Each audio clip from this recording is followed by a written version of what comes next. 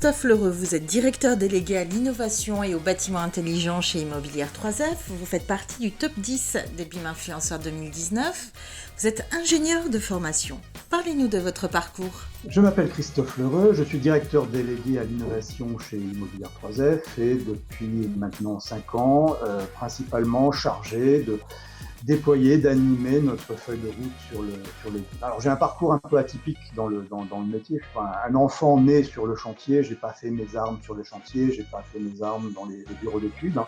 À la base, vous l'avez dit, je suis ingénieur plutôt généraliste. Je suis arrivé sur le marché de l'emploi en 1992, au moment de la guerre du Golfe, où il était parfois difficile de trouver un premier emploi pour un jeune ingénieur. Et le hasard a voulu que j'intègre une société de conseil. J'ai fait du conseil en organisation en système d'information pendant une dizaine d'années. Alors c'est extrêmement enrichissant comme école, l'école du conseil, on y apprend beaucoup de choses.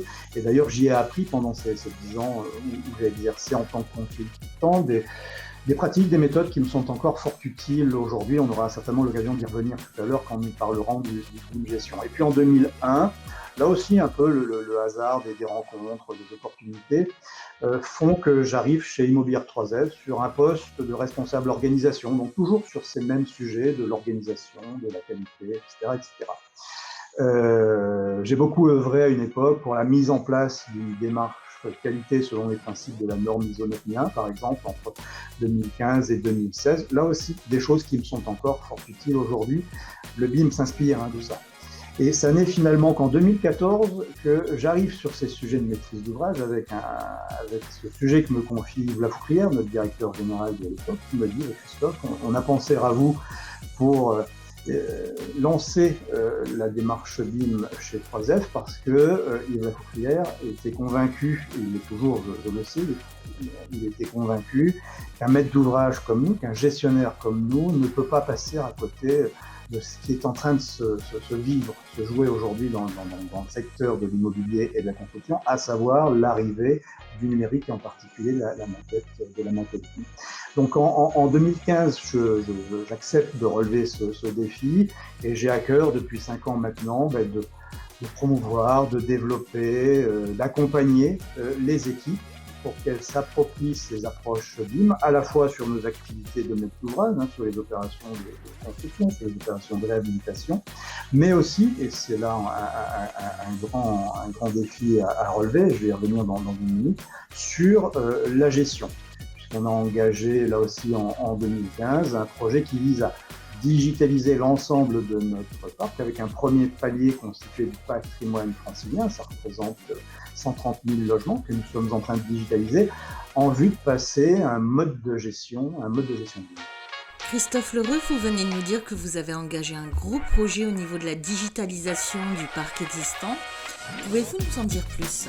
Alors, c'est un très gros projet que nous avons lancé en 2015. Là aussi, décision prise en comité de direction en juillet 2015, qui est de dire, oui, nous, bailleurs sociaux, nous, gestionnaires d'un parc, on souhaite se diriger vers une gestion en mode BIM. Alors, on prend cette décision à l'époque en toute connaissance de cause, puisqu'entre 2011 et 2013, sur le territoire de la Seine-et-Marne, avec notre filiale qui opère là-bas, qui s'appelait à l'époque la Résidence urbaine de France, qui s'appelle aujourd'hui 3F Seine-et-Marne, nous avons, sur ces 2 années, entre 2011 et 2013, nous avons digitalisé le parc de la Seine-et-Marne. Ça représente à peu près 6500 logements.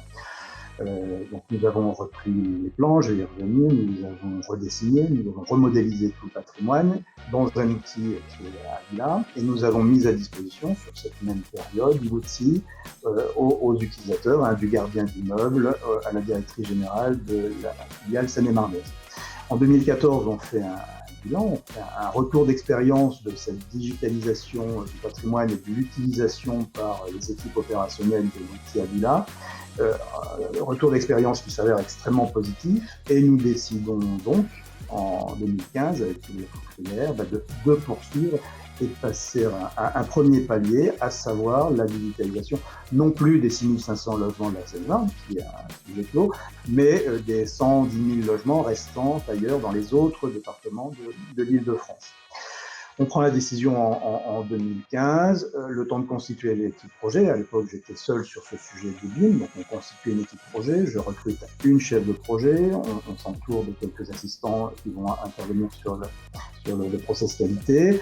On sélectionne bien évidemment aussi des prestataires, puisque ce n'est pas nous qui allons faire tout ce travail de collecte des données et de modélisation, donc on sélectionne les prestataires.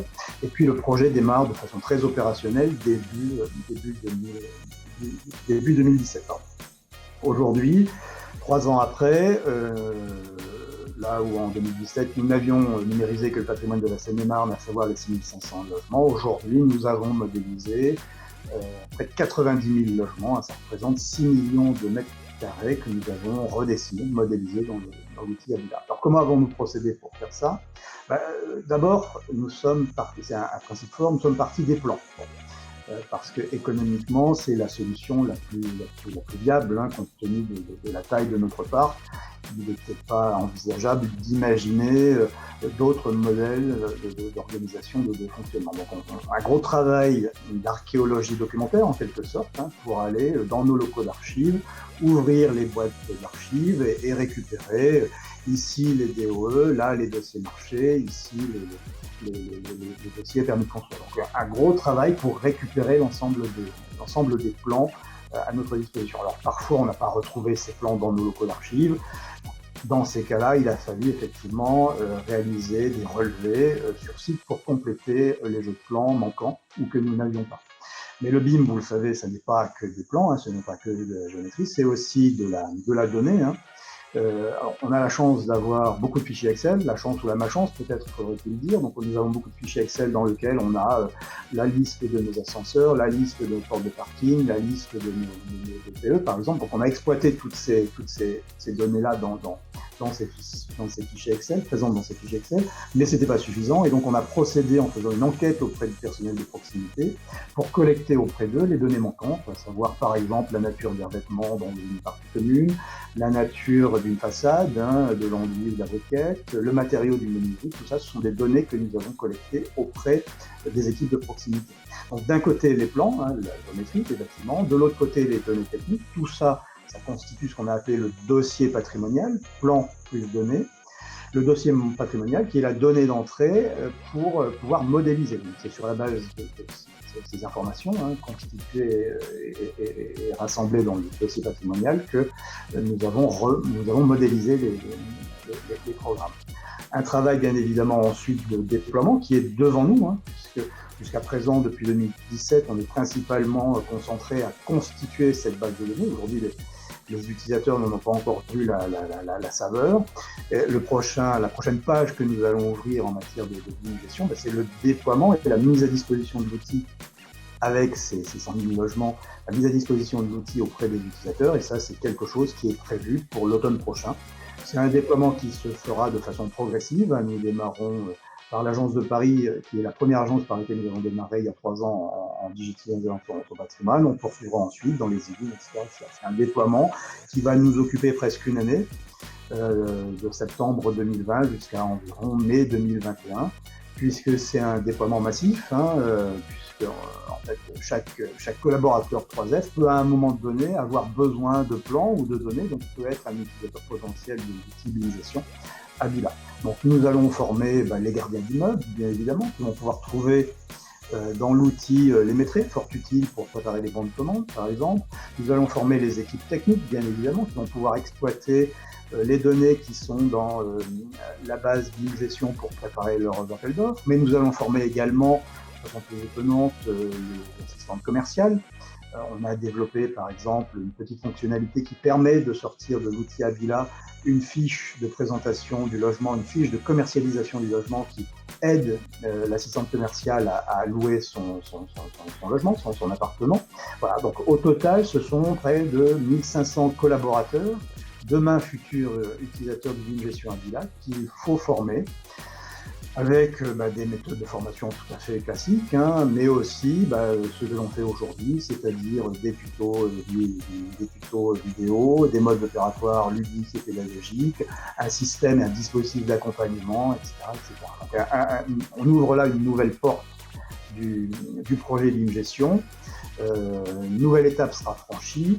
Derrière, l'idée, c'est bien évidemment de continuer, comme nous le faisons depuis maintenant plusieurs années, à travailler sur les usages, parce que bien évidemment, il ne s'agit pas simplement de mettre à disposition un outil d'une gestion et puis de dire, voilà, tout va bien, mais il faut continuer avec les utilisateurs dans une démarche de co-construction à réfléchir, à travailler sur les usages qu'on souhaite développer sur ce BIM Gestion. C'est un travail qu'on a initié il y a 2 ans maintenant et qu'il faudra poursuivre.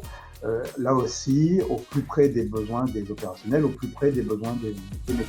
Christophe Lheureux, en tant que BIM influenceur et fort de votre parcours et de votre expérience, partagez-nous s'il vous plaît votre vision du BIM pour ces 3 prochaines années. Alors, la question est large, ambitieuse, loin d'être triviale.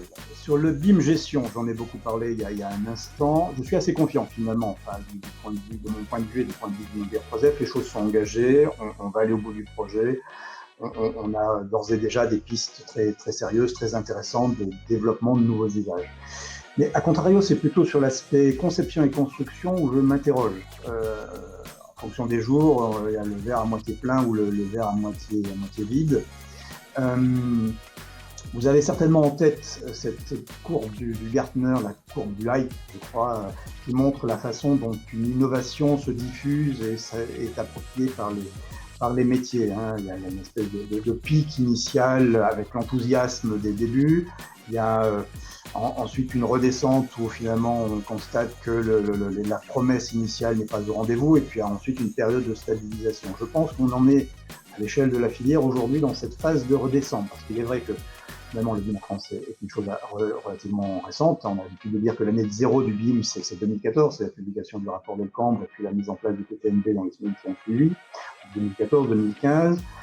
Sur cette base-là, les premières opérations en construction, en réhabilitation ont été engagées, 2015-2016, c'est ce Immobilier 3F a fait. Donc ces opérations-là ont été livrées en 2018, 2019, et puis là c'est un peu la douche froide finalement, parce que quand on examine ces opérations-là, est-ce que parce qu'on les a conçues en BIM, est-ce qu'elles sont plus qualitatives, plus performantes, est-ce qu'elles ont coûté moins cher, est-ce qu'elles ont été livrées dans les délais? Tout cela est encore en question et la réponse est plutôt non finalement.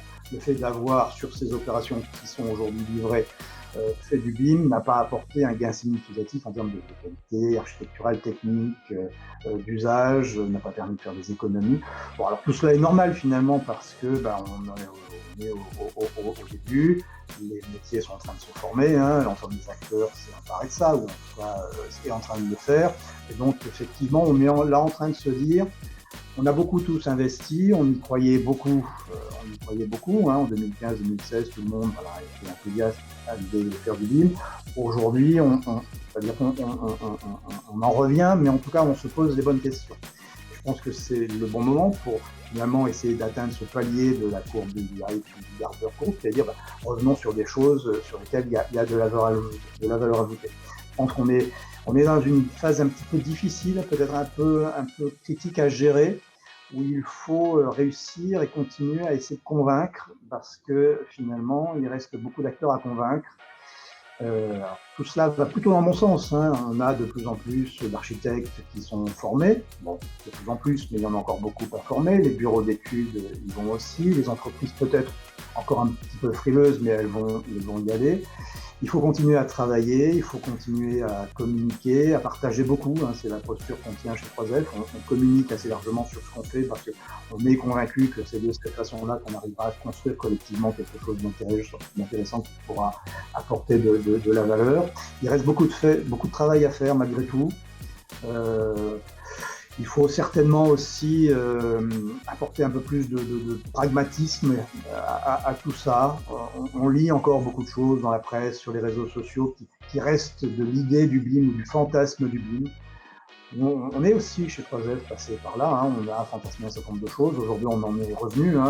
L'idée d'une maquette unique qui accompagne tout le cycle de vie du bâtiment, peut-être que ça existera un jour, mais aujourd'hui, ça n'existe pas. L'idée de pouvoir faire tout un tas de choses avec le BIM, peut-être que ça existera un jour, mais aujourd'hui, il faut se recentrer sur quelques cas d'usage, me semble-t-il, à forte valeur ajoutée pour réussir à démontrer que tout ça est fort utile. Et quand on le fait intelligemment, on essaye de faire avec modestie, on arrive à montrer que c'est fort utile pour l'amélioration de la qualité du projet, pour la maîtrise des budgets, pour la tenue des calendriers.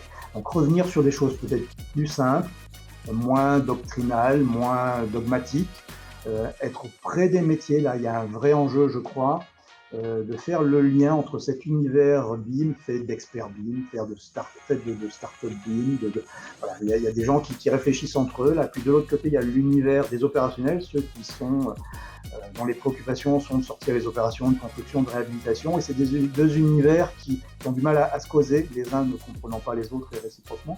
Moi, je considère que mon rôle chez 3F, mais plus largement auprès de mes confrères maîtres d'ouvrage, c'est de jouer ce rôle de passerelle, finalement, de traducteur, de facilitateur, parce que ces termes-là existent, mais pour faire que les opérationnels puissent comprendre ce qu'est l'offre de l'univers BIM et pour faire en sorte que cet univers BIM intègre dans ses préoccupations les besoins des métiers. Il y a un vrai besoin, je crois, de dialogue, de discussion entre les métiers, ceux qui ont les vraies préoccupations de sortir les opérations, et puis ceux qui produisent des offres, des solutions BIM. Mais je suis confiant, ça prendra certainement encore beaucoup de temps. Quand en 2015, avec la Fourrière, nous sommes lancés dans cette démarche-là, on avait, lui et moi, certainement eu l'idée que ça irait beaucoup plus vite. Bon, vous le savez, la France n'a pas fait le choix de rendre obligatoire le recours au BIM. Bon. Et donc, on y va en fonction de l'envie, de l'appétence, de la vitesse des acteurs. Et on sait aussi là que c'est un secteur qui est très morcelé en France, un secteur de la construction est très morcelé. Donc, ça prendra un peu de temps, mais je pense que c'est une démarche incontournable. Hein. Le BIM est l'outil d'aujourd'hui pour faire les bâtiments d'aujourd'hui. Et il faut que tous en prennent conscience et vont donc et aillent dans ce sens. Merci Christophe de nous avoir fait partager votre vision en tant que gestionnaire et maître d'ouvrage. Je vous laisse la parole pour clôturer. Non, merci Exabim de me donner cette opportunité de faire part de ce que nous faisons. Je crois beaucoup à ça. Je crois beaucoup, je l'ai dit tout à l'heure, hein, je crois beaucoup au fait de partager. Tout seul dans son coin, on fait des choses, mais on ne va pas aussi loin que si on partage. Dès le démarrage, dès 2015, avec les affaires à l'époque, avec Anne-Sophie Graff qui l'a remplacée ensuite à la direction générale, on a été dans cette posture de communiquer, d'expliquer, de montrer ce que nous faisons, parce qu'on pense que c'est vraiment comme ça qu'on va réussir à faire en sorte que cette innovation qui est le BIM se diffuse dans la communauté. Merci à vous Christophe Lheureux d'avoir accepté cette interview portrait Exabim et à très bientôt.